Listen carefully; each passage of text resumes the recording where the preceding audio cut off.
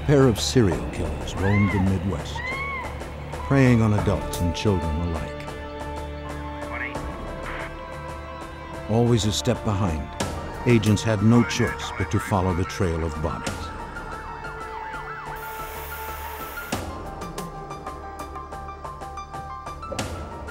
As the crime spree raged out of control, pressure mounted to stop these killers.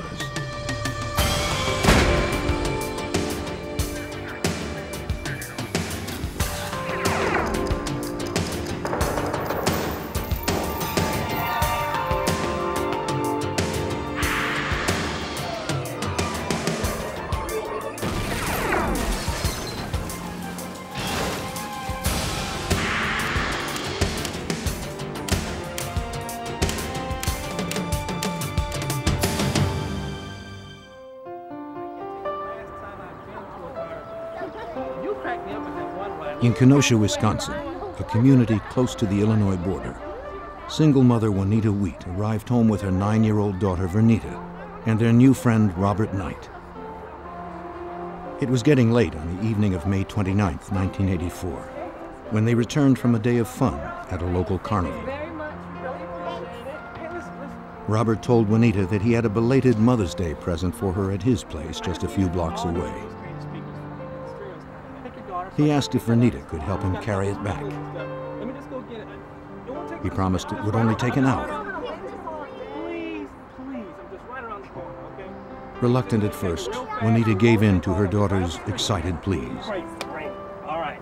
Be goodbye, baby. All right, we'll be right back. Take care, Mommy. I will.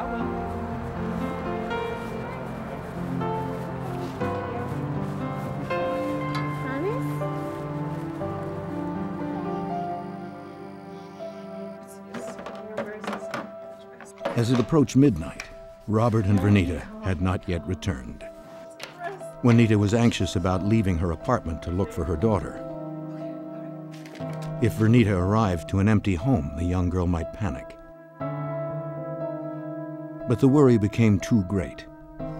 Juanita decided to go and find her daughter.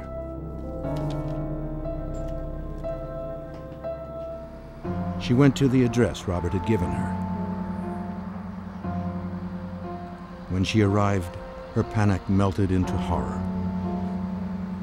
The building that Robert Knight claimed was his home was abandoned.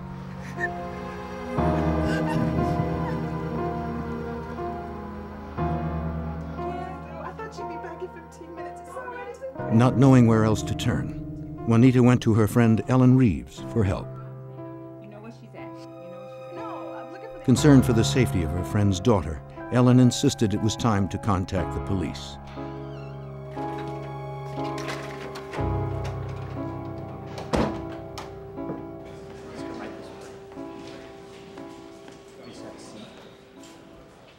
Juanita told the officer that her happy, outgoing daughter would not have run away.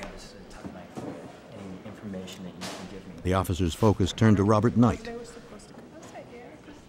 Juanita said she had met Robert a month earlier. He introduced himself while riding through the neighborhood on his bike. They had become friendly, and Robert had become fond of young Vernita. The police didn't have a Robert Knight on record. The officer asked Juanita to check mugshots for anyone who might look like him. Juanita scanned 2 books of photos.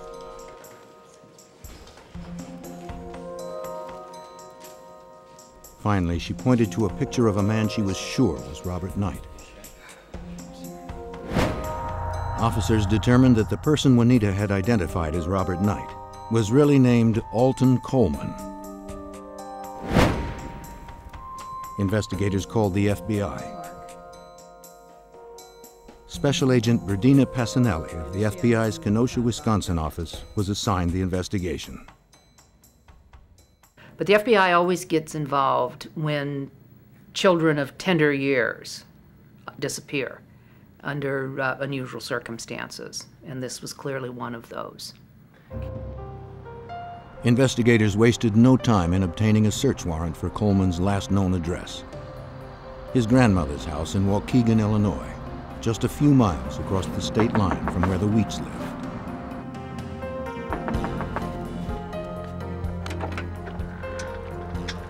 A young woman answered the door. When questioned by the detectives, she identified herself as Deborah Brown, Coleman's girlfriend.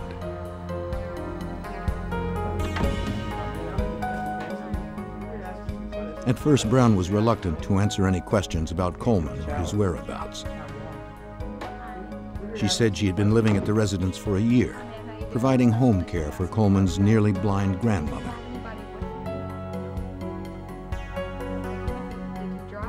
The investigators persisted. They finally convinced Deborah to cooperate. Do you know his whereabouts right now? She told them that Coleman had been gone all night, but came home alone at about 8 o'clock in the morning. He had come by to change into a suit for a court appearance later that morning. Coleman had been charged with raping a 14-year-old girl at knife point. Brown also admitted that Coleman had told her he had done something really bad the night before, but he did not explain what. Investigators waited at the house for Coleman's return while other officers canvassed the area. Okay, do you know if did he drive? He was nowhere to be found. The FBI joined forces with local investigators. Detectives from Kenosha and nearby Waukegan, Illinois, already knew Coleman's reputation. He was a violent criminal with a disturbing past. As I learned about Coleman, I realized he was extremely dangerous because the Waukegan Police Department had an extensive arrest record on him.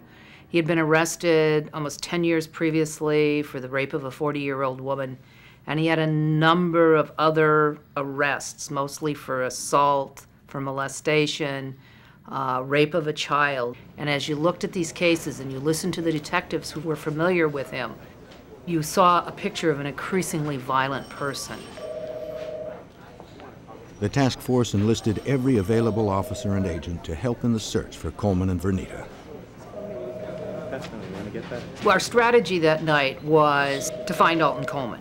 We sat down then at the police department and assembled everything we knew. We came up with information that he a lot of times rode the train, he took taxis because he didn't have a car. What happened then is we split up into teams and went out and started interviewing people. On the streets, investigators talked with drivers at various taxi stands. Everyone was familiar with Alton Coleman. The cabbies agreed that if they saw him, they would notify the police. The task force offered a $5,000 reward for information leading to Coleman's arrest. The promise of a reward caught people's attention, but didn't draw out any useful leads as quickly as the investigators hoped. Investigators feared that time may be running out for Vernita Wheat.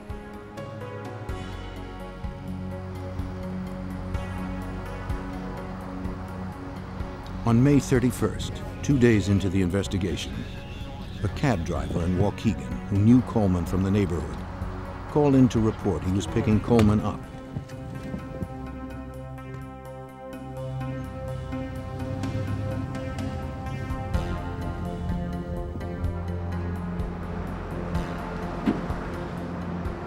A squad car conducting surveillance in the area responded.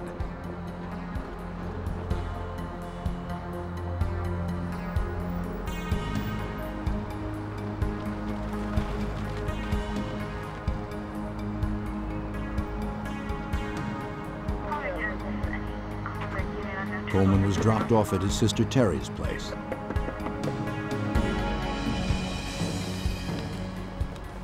He saw the approaching officer and took off. Come here, Cole. He disappeared into the neighborhood he knew so well.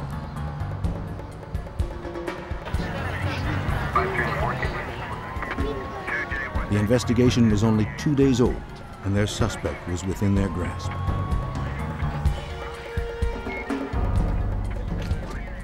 Investigators speculated Coleman was probably hiding out in the abandoned warehouses that ran along Lake Michigan. I'm going to go over here Hoping that Coleman might respond to his sister's voice, the detective summoned her. Waukegan Police, ma'am, please open up. I'm Detective Hanson from Luther, Antoine. Though she was Coleman's own flesh and blood, she was also a mother of a young girl. The agents convinced her to help. Talking to her brother through a bullhorn, she pleaded with him to turn himself in. Elton, you need to come on out and give yourself up. Meanwhile, officers and agents fanned out and searched the area. But even in such a confined space, finding Coleman would not be easy. Lieutenant Mark Hansen of the Waukegan Police Department was the lead investigator for the task force. This area has a lot of abandoned buildings, a lot of abandoned apartment complexes. It's heavily brushed. It was at nighttime, easy to escape in there and not be seen again. This was 1984. We didn't have helicopters with searchlights. We didn't have infrared. We didn't have the resources to fully encircle an area of that size. The search continued through the night.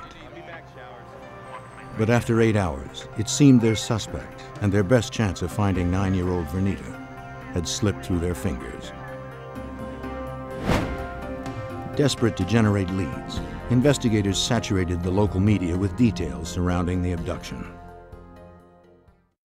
TV and newspapers ran photographs of Vernita Wheat, asking anyone with any information to contact the task force. The news spread quickly. Investigators were flooded with sightings of Coleman from the public. Most were dead ends. But one cab driver who saw Vernita's picture on the news contacted the task force. He remembered picking up Coleman and the little girl on the night of her disappearance. He had assumed they were father and daughter. The cab driver dropped them off around midnight near a scrapyard in the industrial section of Waukegan. That one particular night, where did you take him to? Investigators approached the night manager at the scrapyard. Evening. Hi. Sir, I'm Detective Hanson, Waukegan Police. Here's my card. This is Agent Showers. He told them that he had in fact seen a man with a young girl on the night in question.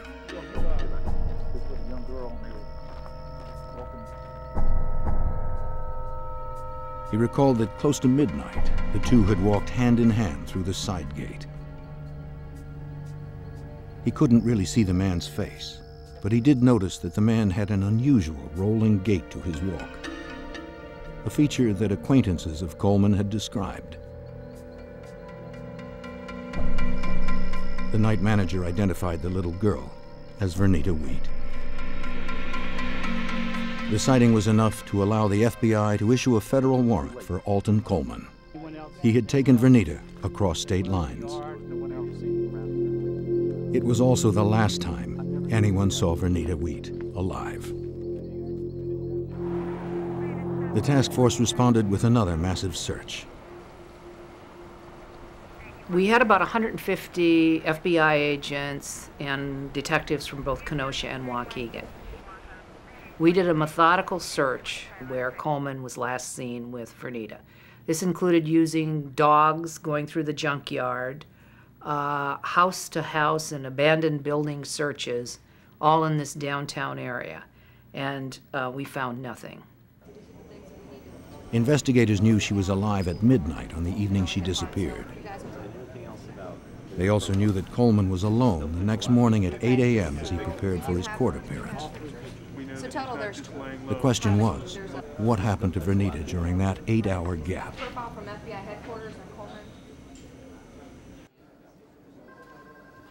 FBI Special Agent Jeff Showers was on the task force.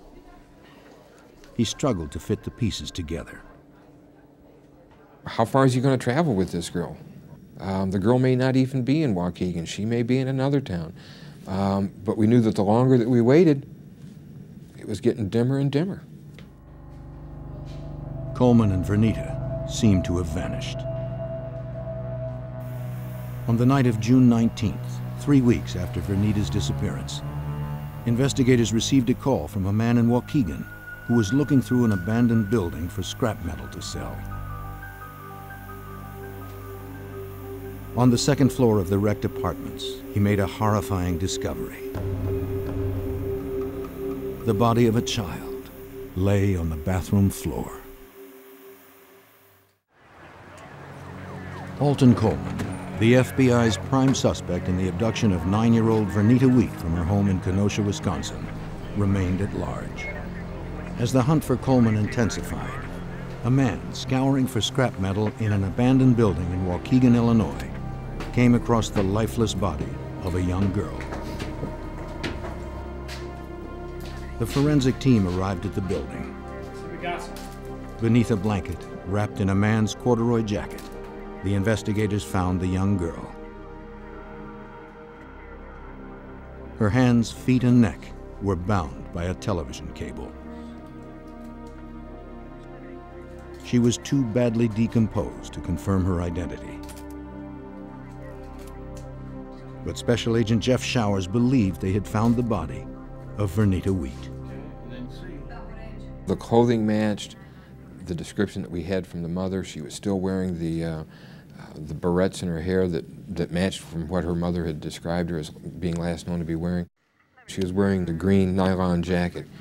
In the pocket of the jacket were carnival tickets, and we knew from an interview of her mother that the night in question, Alton Coleman had taken Vernita Wheat to a carnival.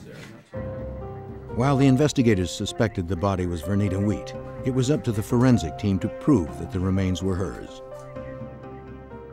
They also needed to find evidence that could conclusively point to the killer. Starting from the location of the body, they worked their way out in concentric circles, collecting anything that looked like it could be used as evidence. Investigators swabbed walls and door frames in an effort to find prints.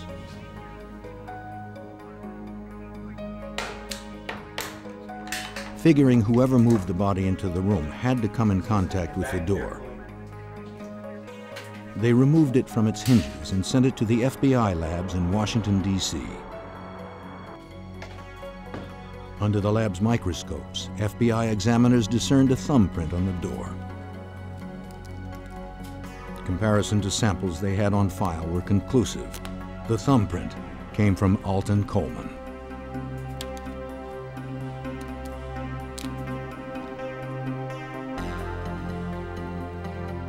Examiners also compared prints taken from the little girl's hands to those lifted from Vernita Wheat's school books that had been retrieved from her home. That comparison was also positive. The search for Vernita was over. Investigators now had enough evidence to issue another warrant for Alton Coleman. This time, it was for the murder of Vernita Wheat. We knew then that Alton Coleman was responsible for the death of this child. And now we've got not only a kidnapper, but we also have someone who's committed murder. I know, but While at the autopsy to determine Vernita Wheat's exact cause of death, a television news broadcast caught the attention of Agent Showers and Detective Hansen. The first news that a little girl had been found murdered in Gary, Indiana. Agent Showers, I think, immediately thought that there could be some connection to Coleman. The report also mentioned something that investigators found disturbing. There were two killers, and the second suspect was described as being a black female. Investigators immediately suspected Coleman's girlfriend, Deborah Brown, who had not been seen in weeks. If investigators were right, Alton Coleman and Deborah Brown had traveled 90 miles from their hometown neighborhood. They were on the move, and they were leaving bodies along their way.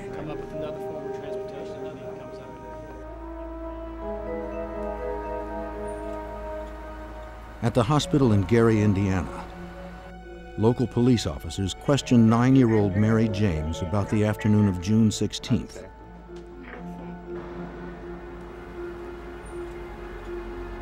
Mary told the officers that she and 7-year-old Janice Clay were walking to the store when they were approached by a man and a woman on bikes. Good. Hey, look. The couple introduced themselves. They told the little girls that they had some clothes that the girls might like. We got some shoes and stuff. You guys want to take a look at it? Okay, come on. We'll live right around To retrieve the clothes, Mary and Janice followed the couple into the woods. You're 8 years old? How old are you? You take care of yourself. We're gonna get the man. Mary was close to death when she managed to drag herself to the street. I'll show you these photos. I'll show you these photos. She was able to identify Coleman, but could not identify Brown from photographs sent by the FBI. However, the girl's description matched Brown exactly. Now, investigators were dealing with two killers. We had looked at Deborah Brown up until that point in time as a witness because she had cooperated with us in Waukegan. She had told us about Alton telling her that he had done something wrong. She showed us the clothes that he had been wearing the night he had come back, when he'd been out all night and when he came back in the morning. So we had looked at her as a witness. We now knew from the investigation in Gary that she was likely assisting him.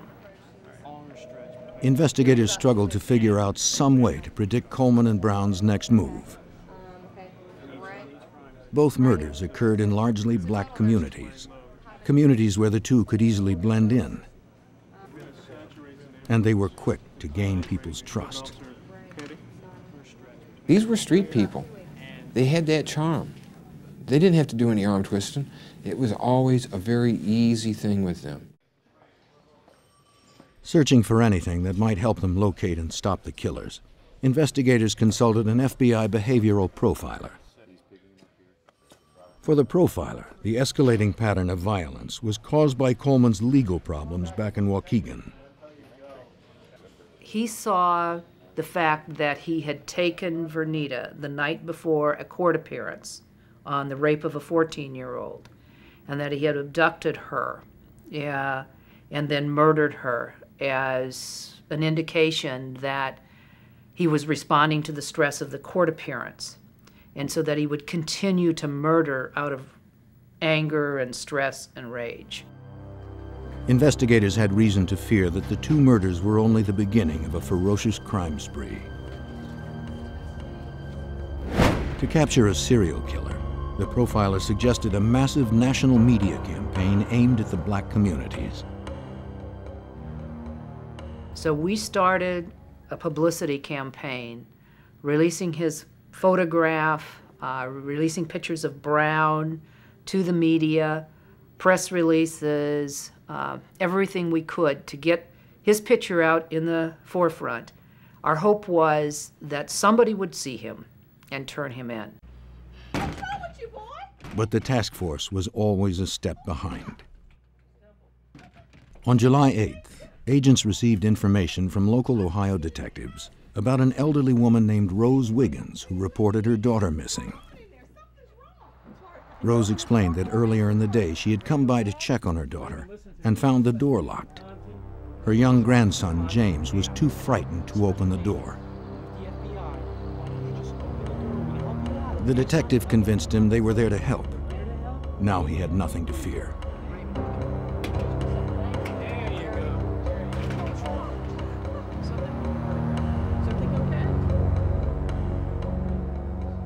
Officers immediately started to search the house for the boy's missing mother. While looking, they found 3-year-old Johnny, afraid like his older brother.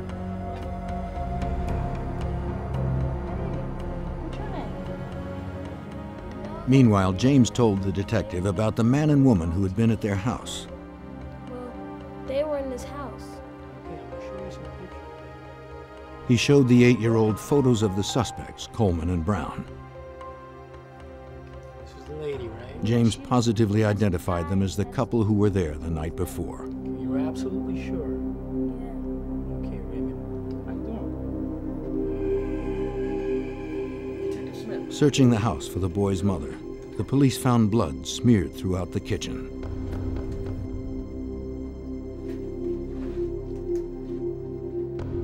It led down to the basement.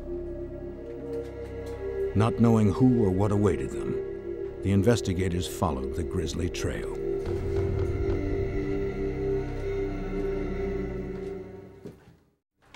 In Ohio, police responding to a missing persons call made an alarming discovery.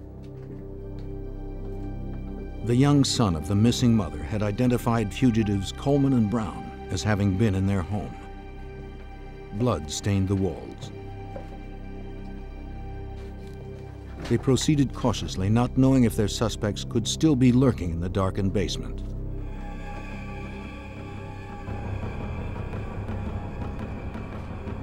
The trail stopped, where the bodies of mother and daughter, Virginia and Kimberly Blake, were discovered, shoved into a crawl space beneath their home.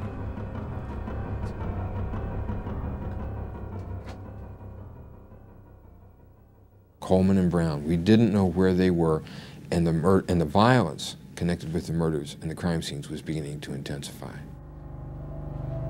The officers continued their search, still believing their suspects could be somewhere in the family's home.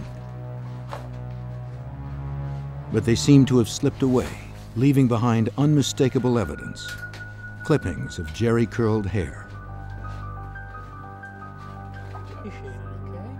James recounted for investigators that his mother, Virginia, had met Coleman and Brown earlier in the day.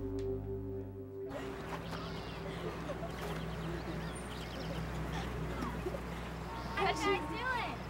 Fun. Hey, we just moved to the area down the street. What's your name? The couple stopped by the house and played with the kids. Yes, we like live down the street. We're just like riding around. Virginia invited them to stay for dinner. It was just like any other summer evening in the neighborhood. Virginia cooked while the kids hung around and chatted with their new friends. Are you going to go in a ring? Are you going to stay? 8-year-old James saw Coleman take a knife from the counter and slip it into his back pocket. Soup's on, guys. Soup's on. After enjoying dinner together, Coleman, Brown, James, and his younger brother settled into the living room to watch television. At the top of the evening news, the story of a pair of killers on the loose flashed across the screen. Coleman immediately turned off the television and shuffled the boys off to bed, Have a good night. while Kimberly and Virginia washed the dishes.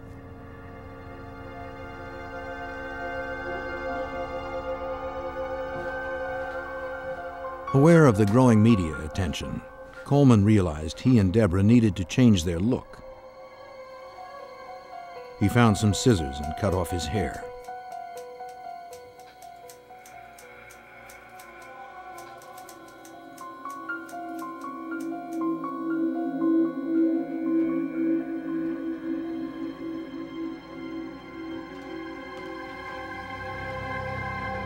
Coleman, with Brown at his side, approached the little girl and her mother. Just upstairs, James and Johnny were asleep.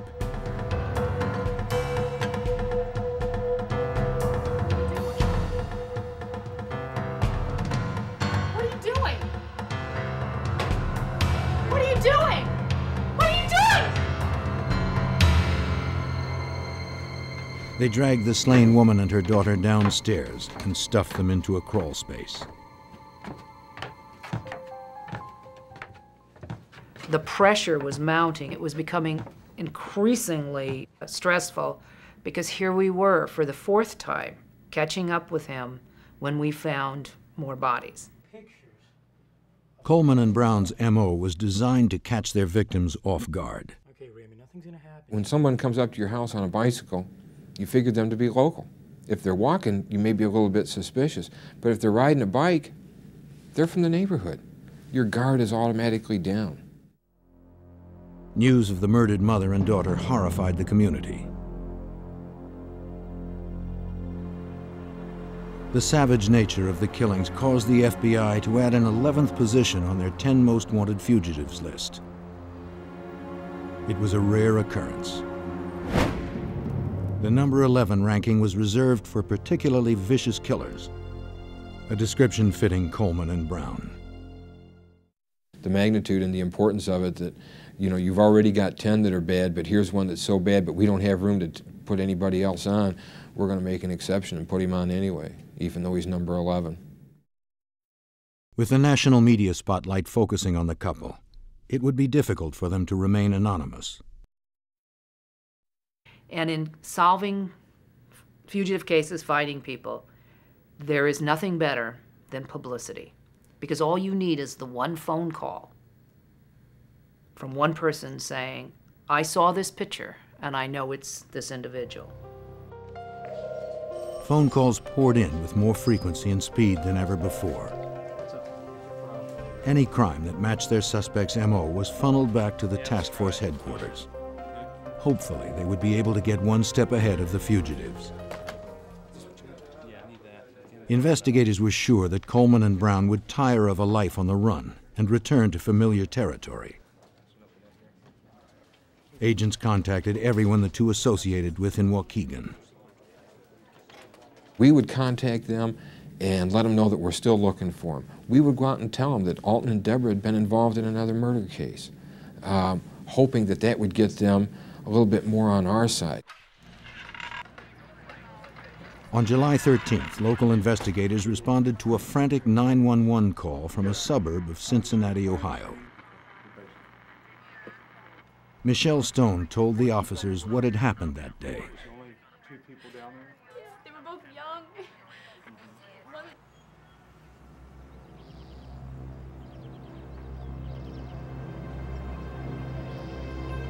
A couple arrived at the Stones' house earlier that morning.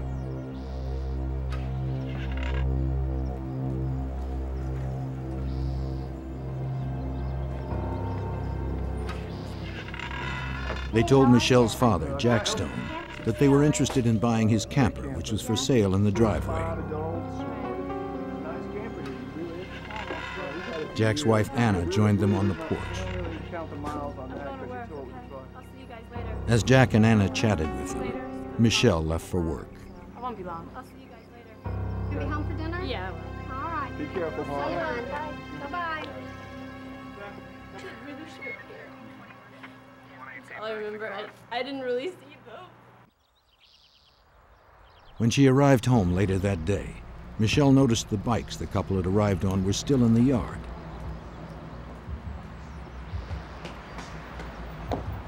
And her father's car was missing.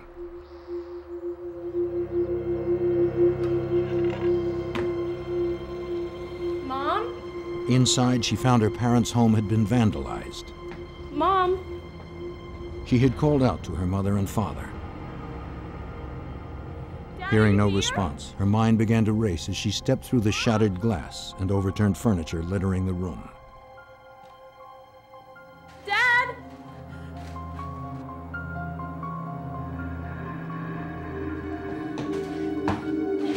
Mom? Dad? As she called 911, Michelle could hear a weak voice calling out from another room. Dad? Next to the basement door, she noticed a bloody palm print. Dad? Dad, are you here? She walked down into the dimly lit room, not knowing what or who she might find. Lying next to each other, motionless on the floor, she discovered her parents. Her father, Jack, was barely alive. As she reached to take her mother's pulse, she lifted the sheet. Her mother, Anna, was dead. Michelle waited by her father's side for help to arrive. My mom had a sheet over her body. Her parents had been bludgeoned and bound. Michelle's description of the couple that had stopped by her parents' house earlier that day matched the fugitives, Coleman and Brown.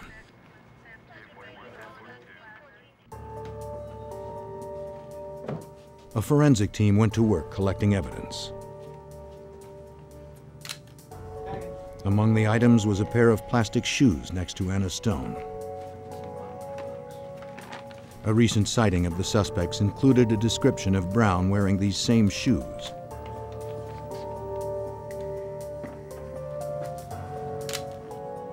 Crime scene technicians also retrieved other bloodied tools found around the body. Later, forensics confirmed the crowbar was used to kill Mrs. Stone. Coleman's prints were all over it. He made no attempt to conceal his crimes. But there was nothing to suggest where the couple had gone. It was all dead ends. Every time we'd find a body, they were gone. You don't have anything as to which way they're going. You have no indicators as to who their next victim's going to be. Depends. If they wanted sexual gratification, they may snatch a child. If they need a vehicle, they may snatch an adult. Just don't know. We've got a couple of mad dogs out there. The crime against the Stones showed the couple was able to gain the trust of people from outside the black urban centers where they had found their first 4 victims. This realization only complicated the investigation. Coleman could fit in anywhere. Or they would come up on a bicycle and start chatting, and he would be looking to play in a card game. Or sometimes they would respond, they wanted to buy something, or they had something for sale. He was an extremely glib person, a real con man, and people trusted him. Plus he was traveling with a woman, and so people were not nearly as suspect of him as they should have been. Though Coleman's rage continued to intensify, his ability to charm more victims remained consistent, and he was showing no signs of growing tired of the kill.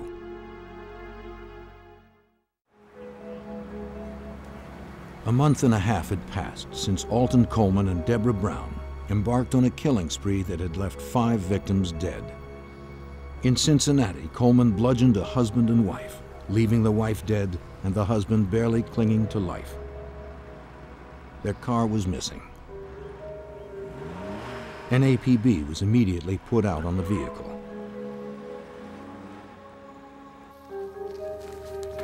Two days later, a farm worker discovered the abandoned car on his property in Lexington, Kentucky, 105 miles away from the crime in Cincinnati.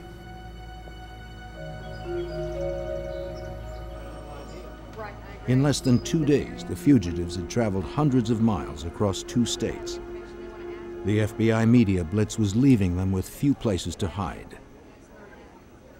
But the couple appeared to be heading further away from their home in Illinois, not closer, as investigators had hoped.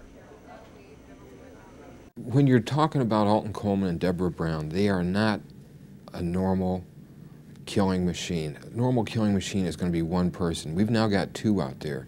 They're working together. They're feeding off each other, and one's giving support. Those are the problems. How do you? We couldn't separate them. We couldn't talk to one. We couldn't talk to either one of them. Knowing Coleman would eventually need to steal a car, the FBI saturated the Lexington, Kentucky area.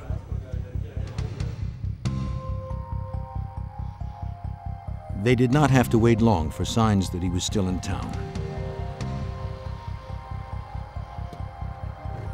In a hotel parking lot, Professor Erline Carmichael was assaulted and his car stolen. A couple forced him to hand over his cash and car keys.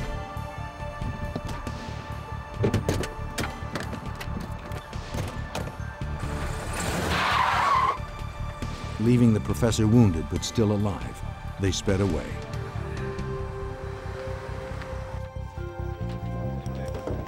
After receiving medical attention, police asked Carmichael to look at mugshots that included the FBI's most wanted fugitives. Without hesitating, he pointed to Coleman and Brown. That's her, without a doubt. Those are the 2. The FBI were now only a few hours behind the fugitives. An APB was issued for Carmichael's car.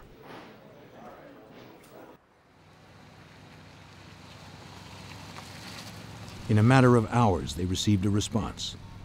It came from police in an Ohio town close to the Kentucky border. the professor's car was found, abandoned behind some vacant buildings. Coleman and Brown, however, were nowhere in sight. For the experienced agents, finding the car in Ohio meant Coleman and Brown were probably on their way home. Gut instinct is going to tell you that he's going to come back home. He may not come back to Waukegan, but he's going to come back to some place that he feels comfortable with. He'd never been to Gary, Indiana. He'd never been to Detroit. He had never been to Toledo. Had never been to Cincinnati, Dayton, Ohio, Lexington, Kentucky. At some point, he's going to get tired and he's going to want to get back to comfort. Some place that he feels comfortable. He knows the streets. He knows the people. He's going to feel comfortable. He's coming back. The FBI immediately set up a dragnet. Agents and police officers from across several states joined forces to track Coleman and Brown as they headed home to Illinois. Reports of stolen vehicles or assaults were to be given immediate attention.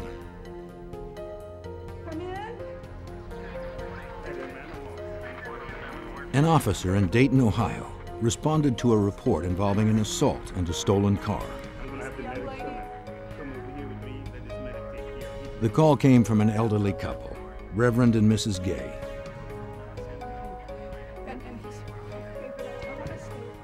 Reverend Gay had been badly beaten.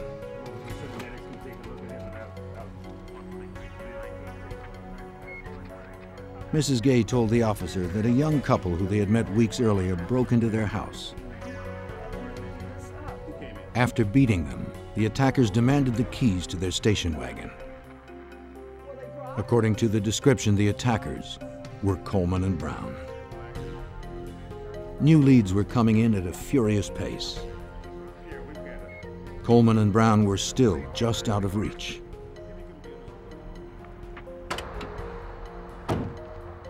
But the FBI was starting to close the gap. The day after the attack in Ohio, detectives involved in the FBI's dragnet discovered a station wagon that had been abandoned near a car wash in Indiana. It belonged to Reverend Gay. Later in the day, some road crew workers on the edge of Interstate 65 outside of Zionsville, Indiana, made a gruesome discovery. It was the body of an elderly man who had been reported missing from his home in Indiana. He was found on his 77th birthday. Evidence left at the scene was unmistakable. Coleman and Brown had claimed another life. The body was found less than 20 miles from the couple's home turf. The country's most wanted fugitives had come home, and the FBI was waiting for them.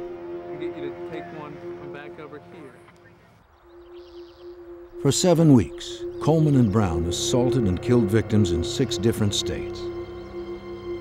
While investigators worked the crime scenes, scores of local officers and agents organized a dragnet to trap them as they headed back home to Illinois.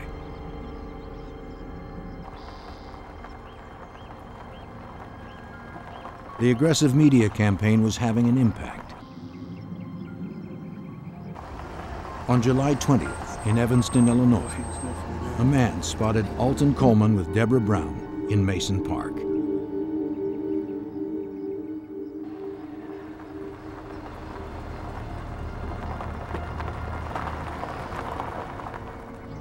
While he waited with the car running, his friend called the police. It was the one phone call investigators had been hoping for. Yes. He went to school with Alton Coleman. He knew without a shadow of a doubt that the man that crossed the street in front of him was Alton Coleman.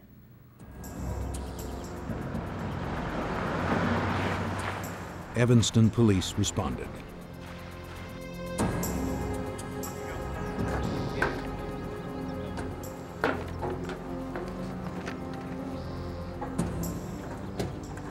Only a couple of yards stood between the law and Coleman and Brown. With surprising ease, they were able to corner Coleman. He insisted they had the wrong man. A second pair of officers surrounded Brown. When asked, she gave a different pair of names for herself and Coleman. What's your name? Trina Williams. Having found a knife and a false identification, the officers brought Alton Coleman to the police station. 4 other units be advised when you pick up the female, she might have a weapon in her purse. Make sure you check it. She's 10-0. A search of Brown's handbag uncovered a .38 caliber pistol. 523-607. Get us over here. We got The weapon was all they needed to handcuff her and take her in. Anything we need to know about? No. 2 of the FBI's most wanted were apprehended without incident. After nearly 2 months, the violent rampage was over.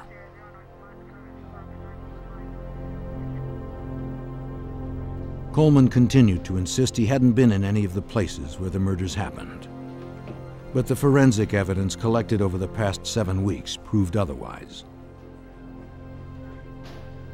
Alton Coleman was charged with the federal crime of kidnapping Vernita Wheat, followed by murder charges in 3 other states. Deborah Brown was also charged for her role in the murders.